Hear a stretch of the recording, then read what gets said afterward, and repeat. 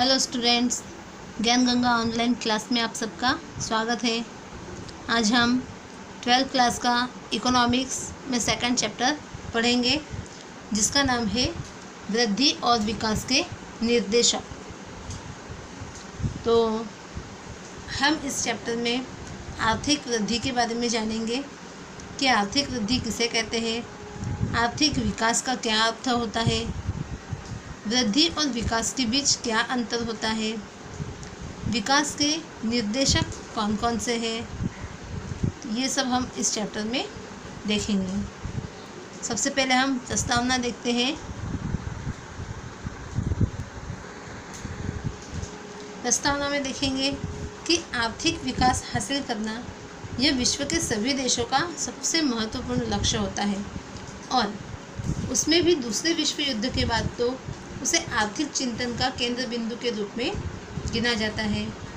सन 1939 से 1944 के दूसरे विश्व युद्ध के बाद दुनिया के विकासशील देशों ने अपनी बेरोजगारी, गरीबी, असमानता, भूखमरी जैसी समस्याओं के निराकरण के लिए तीव्र आर्थिक विकास पर जोर दिया। तब से आर्थिक विकास और आर्थिक वृद्धि शब्द क्या हुए, प्रचलित हुए।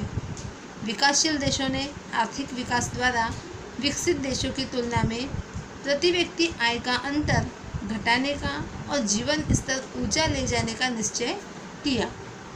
उसके बाद इन देशों में आर्थिक विकास के लिए जागृति आई है, ऐसा कह सकते हैं। अभी ये भी याद रखना चाहिए कि आर्थिक विकास की आवश्यकता सिर्फ विकासशील राष्ट्रों तक सीमित नहीं है। विकसित राष्ट्रों में भी अलग कारणों से ये उतने ही अधिक प्रमाण में देखने को मिलता है। विकासशील देश आर्थिक विकास द्वारा गरीबी का उद्देश्य जीवन स्तर को बनाए रखने का है, जिससे उनका जीवन स्तर ऊंचा या एक समान बना रहे। इसी प्रकार देखा जाए तो आर्थिक वृद्धि की दर को बनाए रखना ये विकसित देशों का प्रश्न है, जबकि तीव्र आर्थिक विकास यह विकासशील देशों की प्रथम शर्त है। सामान्य रूप से आर्थिक विकास, इकोनॉमिक डेवलपमेंट और आर्थिक वृद्धि, इकोनॉमिक ग्रोथ दोनों को समान माना जाता है।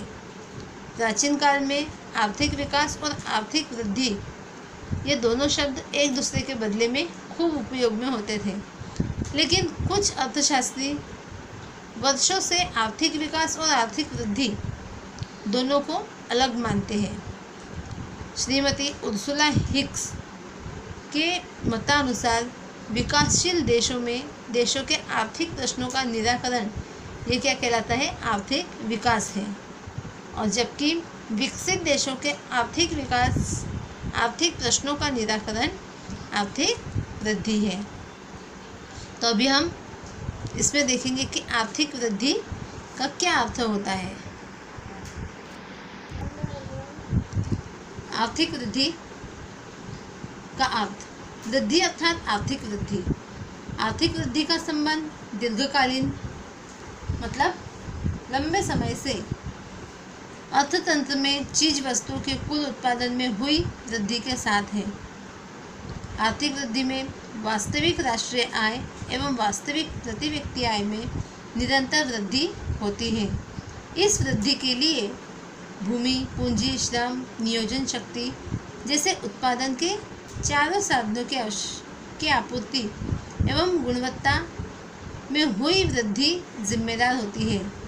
दूसरे शब्दों में कहा जाए तो उत्पादन के साधनों की उत्पादकता की वृद्धि जिम्मेदार होती है, या फिर संक्षिप्त में हम कह सकते हैं कि देश के उत्पादन के साधनों की पूर्ति में और उसकी प्राप्ति में वृद्धि हो एवं साधनों की उत्पादकता की कार्यक्षमता बढ़ती हो और उसके वास्तविक राष्ट्रीय आय एवं वास्तविक प्रति व्यक्ति आय सतत क्या हो रही हो, बढ़ रही हो, तो उसे हम क्या कहते हैं, आर्थिक वृद्धि कहते हैं।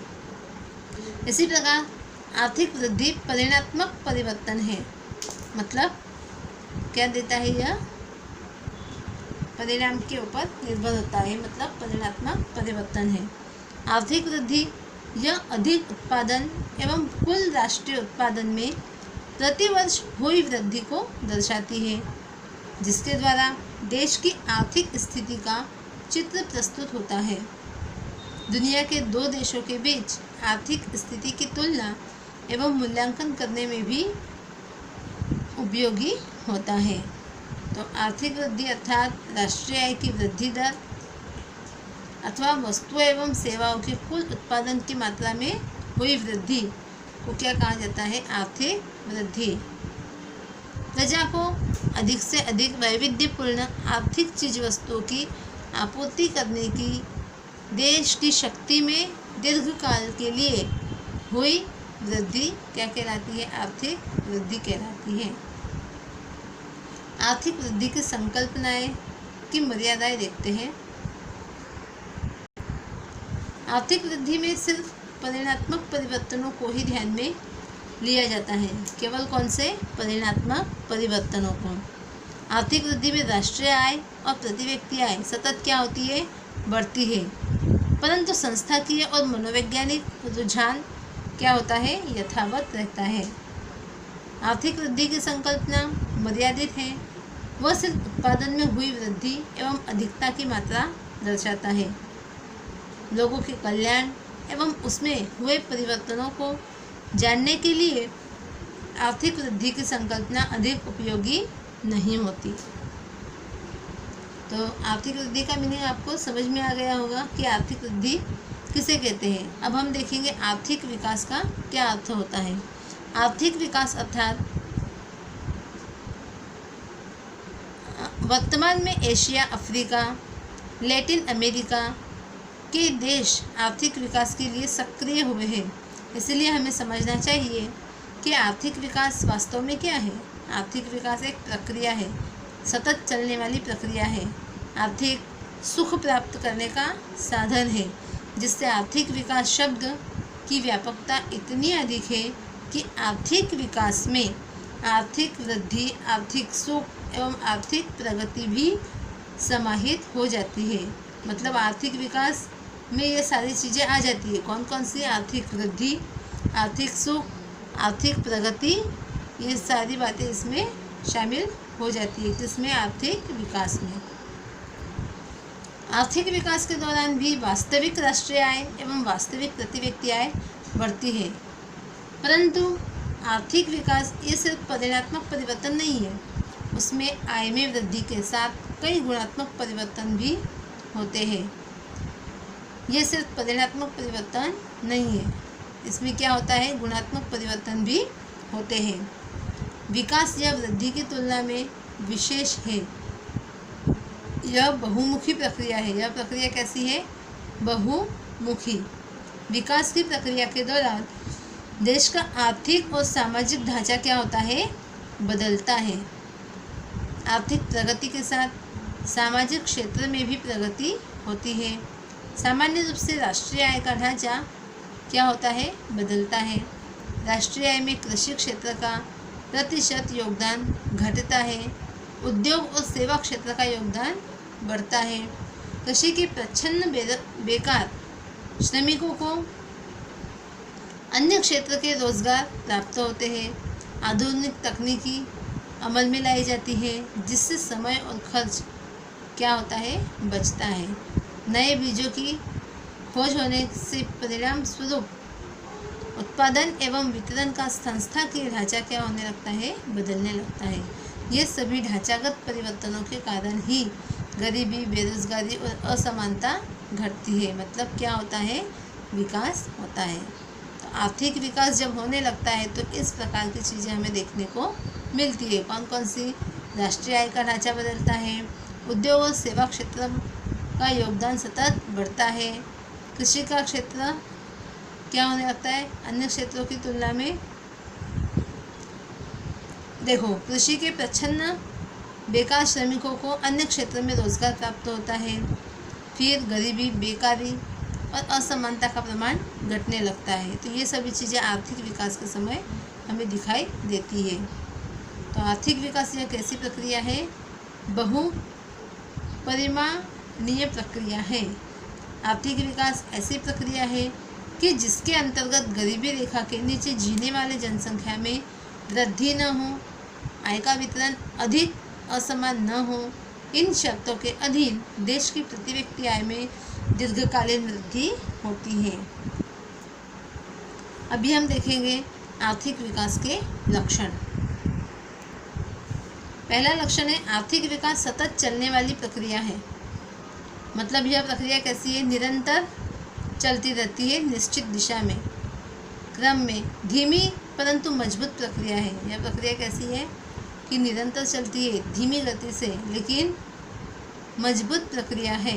किसी भी देश में विकास की प्रक्रिया शुरू करने का काम सरल है, परंतु उसको बनाए रखने का कार्य बहुत मुश्किल होता है। सामान्य रूप से विकास की प्रक्रिया शुरुआत में तीव्र होती है, लेकिन समय बीतने पर विकास की प्रक्रिया क्या होने लगती है? धीमी हो जाती है। सेकंड है परिमाणात्मक एवं गुणात्मक परिवर्तन होता है। आर्थिक विकास में उत्पादन में वृद्धि अर्थात परिमाणात्मक एवं संशोधनों द्वारा वस्तु की गुणवत्ता में सुधार जैसे गुणात्मक परिवर्तन भी होते हैं, परंतु गुणात्मक परिवर्तन अधिक होता है। तीसरा है मांग में परिवर्तन होता है। विकास होने से लोगों की आय तो बढ़ती है, फिर क्या बढ़ने लगती है? रुचि बढ़ने लगती है, जिसके परिणाम स्वरूप वस्तुओं की मांग में भी वृद्धि होती है, तो मांग बदलती है। विकास के शुरुआती चरण में प्राथमिक वस्तुओं की मांग तेजी से बढ़ती है, उसके बाद मौज शौक एवं सुख सुविधा वाली वस्तुओं की मांग बढ़ती है। चौथा है श्रम की गतिशीलता बढ़ती है। विकास के कारण शिक्षा में वृद्धि होने से श्रम की गतिशीलता भी बढ़ती है। पांचवा है पूंजी सर्जन में वृद्धि होती है। विकास के अलग अलग वस्तुओं की मांग बढ़ती है। नए साहसकर्ता आगे आते हैं, क्या करने के लिए? साहस करने के लिए, जिससे पूंजी सर्जन और पूंजी निवेश के दर में अधिक वृद्धि होती है। नेक्स्ट है टेक्नोलॉजी में परिवर्तन होता है। विकास होने से अग्नि और पानी पर आधारित टेक्नोलॉजी के बदले कोयला एवं लोहा पर आधारित टेक्नोलॉजी अपनाने से विकास दर तीव्र बनती है। सातवां है निश्चित चरण के बाद विकास की प्रक्रिया स्वयंभू होती है, मतलब स्वयं ही यह प्रक्रिया आगे चलने लगती है। तो इस प्रकार हमने अभी क्या देखा कि आर्थिक विकास के कौन कौन से लक्षण हैं। साथ ही हम देखेंगे कि आर्थिक विकास के संकल्पना की मर्यादाएं। आर्थिक विकास देश की प्रगति को दर्शा सकती है, आर्थिक बातों की स्थिति को दर्शा सकती है, परंतु वास्तव में मानव विकास की चर्चा नहीं कर सकती, मानव प्रगति का मापदंड नहीं बन सकती। आर्थिक विकास को आर्थिक वृद्धि की तरह मापा नहीं जा सकता है। आर्थिक विकास को मापने का कार्य कठिन होता है, बहुत ज़्यादा कठिन होता है, क्योंकि आर्थिक विकास में समाज में हुए परिवर्तनों का भी समावेश होता है, जिसको मापने का कार्य बहुत कठिन है। आर्थिक विकास होता है तो प्रजा का जीवन स्तर ऊंचा उठता है। आज भारत में आर्थिक विकास होने के बावजूद भी प्रजा के जीवन स्तर में अधिक सुधार नहीं हुआ, इसलिए विकास अर्थात जीवन स्तर में सुधार ऐसा हम नहीं कह सकते। अगला टॉपिक अगले वीडियो में देखेंगे।